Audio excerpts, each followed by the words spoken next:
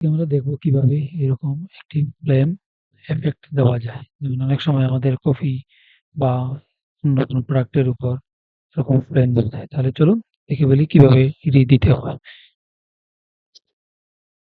প্রথমে আমরা একটা নিউ লেয়ার নিব। নিউ লেয়ার নিয়ে পেন টুল সিলেক্ট করব আর এখানে পাথ সিলেক্ট করা থাকতে হবে। তারপর আমরা এখানে একটা পাথ ড্র করব এভাবে। দেন আমরা যাব ফিল্টার, রেন্ডার, ফ্লেম।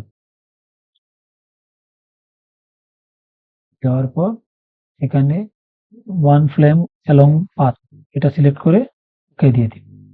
তাইলেই আমাদের হয়ে যাবে সিলেকশনটা। তারপরে আমরা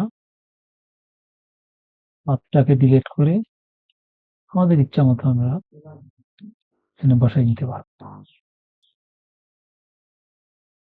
এরপর আমরা চাইলে অপাসিটি দিয়ে ইচ্ছা মতো আমরা এটাকে নিয়ে প্লে করতে পারবো।